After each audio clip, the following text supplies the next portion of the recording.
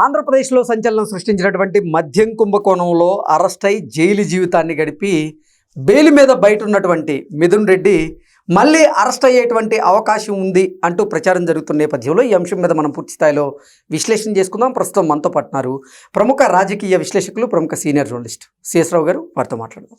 Sir నమస్తే. Sir నమస్తే. మిథున్ రెడ్డి మద్యం కుంభకోణంలో మళ్ళీ అరెస్ట్ అవ్వబోతున్నారనేటువంటి ప్రచారం పెద్ద ఎత్తున జరుగుతూ ఉంది. దీని మీద మీ విశ్లేషణ ఏంటి సార్? ఇప్పుడు ఈ కేసుని కొంచెం సీరియస్గా తీసుకున్నారేమో అనిపిస్తుంది. ఎందుకంటే సిద్ధార్థ లోద్రా వాదిస్తున్నారు సిట్టు తరపు నుంచి, అటువైపు నుంచి సరే వాళ్ళు అడ్వకేట్స్ని పెడుతున్నారు.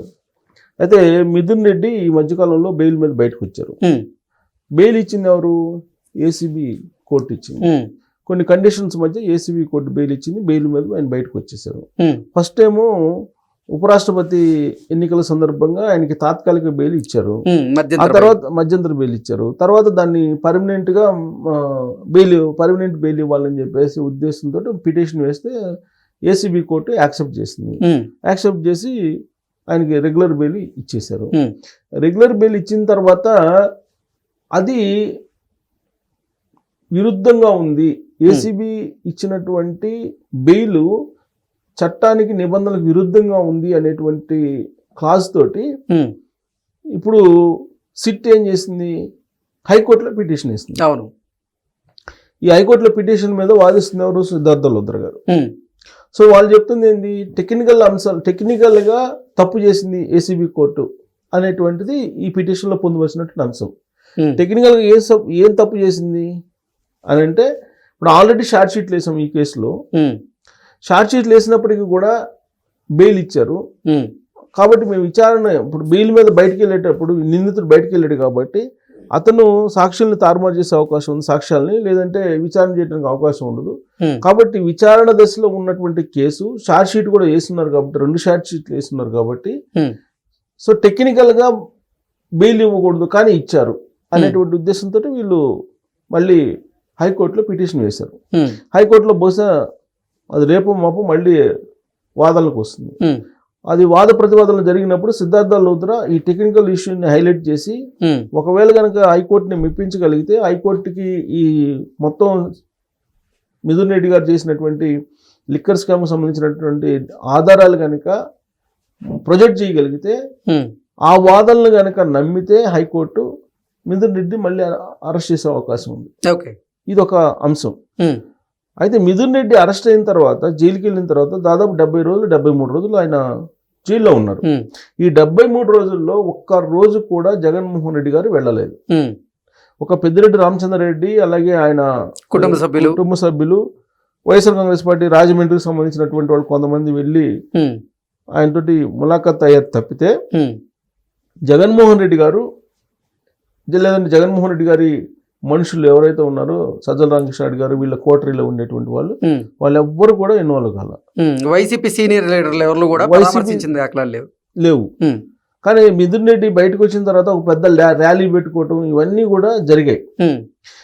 అయితే వైఎస్ఆర్ కాంగ్రెస్ పార్టీ అధిష్టానం పర్మిషన్ లేకుండా, అధిష్టానం యొక్క కన్సర్న్లో లేకుండా ఈ ర్యాలీలు నిర్వహించడం, ప్రతిరోజు ములాఖతులు కావటం, ఇవన్నీ జరిగాయి అనేది వైఎస్ఆర్ కాంగ్రెస్ పార్టీ అధిష్టానంలో ఉన్నటువంటి ఒక అంశం.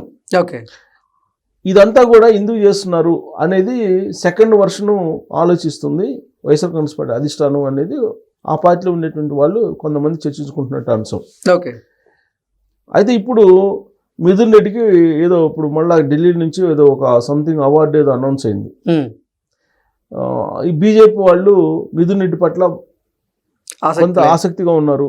పెద్దిరెడ్డి రామచంద్రారెడ్డి అలాగే మిథున్ రెడ్డి అండ్ కొంతమంది కలిసి బీజేపీలోకి వెళ్తున్నారు అనేది గత కొన్ని రోజుల నుంచి నడుస్తున్నటువంటి చర్చ. ఆ ఉద్దేశంతో జగన్మోహన్ రెడ్డి గారు జైలుకి వెళ్ళి ఈయన పరామర్శించకపోవడం, జైలు నుంచి వచ్చిన తర్వాత కూడా ఆయన్ని పరామర్శించే ప్రయత్నం చేయకపోవడం జరగలేదు అనేది ఒకటి వినిపిస్తుంటుంది. కానీ మిథున్ రెడ్డి ప్రెస్ మీట్ పెట్టి ఒక మాట అన్నారు, మళ్ళీ జగన్మోహన్ రెడ్డిని ముఖ్యమంత్రిగా చూడాలనుకుంటున్నాం మేము అని చెప్పి అన్నారు. కానీ ఇటువైపు నుంచి జగన్మోహన్ రెడ్డి గారి వైపు నుంచి ఏమీ సౌండ్ లేదు. ఎలాంటి సౌండ్ వినిపించట్లేదు. మీడియాలో కానీ సోషల్ మీడియాలో కానీ ఎక్కడ వినిపించట్లేదు. పైగా వీళ్ళిద్దరి మధ్య గ్యాప్ వచ్చిందని చెప్పి గత 2-3 రోజుల నుంచి బాగా వస్తున్నటువంటి న్యూస్. ఓకే. దాని మీద ఎవరు ఖండించాల.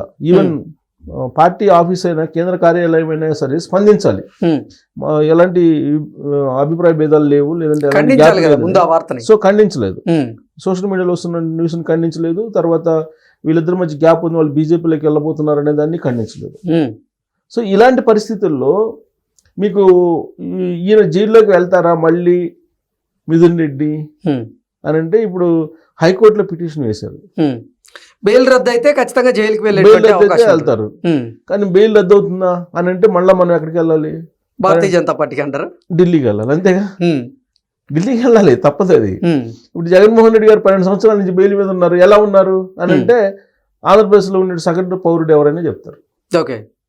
సేమ్ మళ్ళీ ఆన్సర్ మిథున్ రెడ్డికి అదే వస్తుంది. మిథున్ రెడ్డికి హైకోర్టులో పిటిషన్ అయితే వేశారు. సిట్ పిటిషన్ అయితే వేసింది, ఆయన బెయిల్ని రద్దు చేయాలి అనే పిటిషన్ అయితే వేసింది. ఏమవుతుంది, ఏమయ్యే అవకాశం ఉంది? ఇప్పుడు ఇవాళ ఢిల్లీ నుంచి ఒక అవార్డు వచ్చింది ఆయనకి, ఏదో ఎంపీకి సంబంధించినట్టు అవార్డు వచ్చింది. మరి మిథున్ రెడ్డికి అవార్డు వచ్చిన క్రమంలో మరి ఆయనకి బెయిల్ వస్తుందా రాదని చెప్పి ఎవరైనా చెప్తారు కదా. అంటే బెయిల్ రద్దు అవుతుందా రద్దు కాదనేది ఎవరైనా మామూలు ఈ పాలిటిక్స్ని ఫాలో అయ్యే వాళ్ళు ఎవరైనా చెప్తారు కదా. అది సపరేట్గా మనం ఆ బెయిల్ రద్దు కాదనేది మనం చెప్పవసరంలే.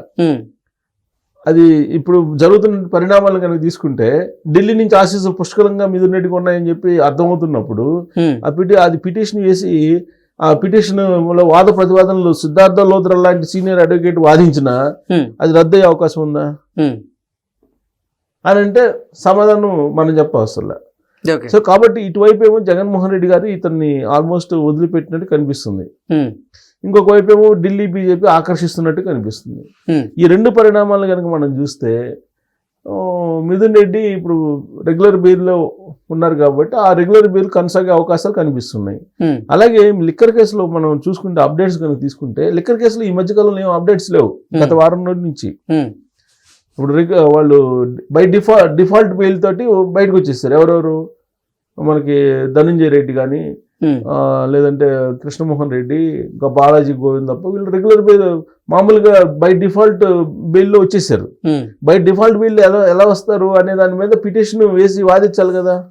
ఇక్కడ ప్రాసిక్యూషన్ ప్రాబ్లం ఉందని చెప్పేసి కొంతమంది తెలుగుదేశం పార్టీలో ఉండేటువంటి వాళ్ళే రకరకాలుగా ప్రెస్ మీట్లు పెట్టో లేకపోతే అంతర్గతంగా కూడా చర్చించుకుంటున్నారు కదా ప్రాసిక్యూషన్ ప్రాబ్లం కూడా ఉందని. సో ఇలాంటి పరిస్థితుల్లో మీకు ఏదైనా సరే ఢిల్లీ మీద ఆధారపడింది. మిథున్ రెడ్డి మళ్ళీ జైలుకి వెళ్తాడా అని అంటే పిటిషన్ వేశారు కాబట్టి జైలుకి వెళ్ళే అవకాశం ఉంది, సిద్ధార్థ లోత్రా ఉన్నారు, చాలా బలమైన వాదనలు వినిపిస్తాడని చెప్పి అనుకుంటారు. కానీ మీకు ఢిల్లీ ఆశీస్సులు ఉన్నప్పుడు నీకు ఎంత వాదించినా కానీ మళ్ళీ బెయిల్ పిటిషన్ రద్దు అయిపోయి జైలుకి వెళ్ళే అవకాశం ఉంటుందా అని అంటే సమాధానం మరి అందరికీ తెలిసింది. Okay. Okay sir, thank you so much. Thank you.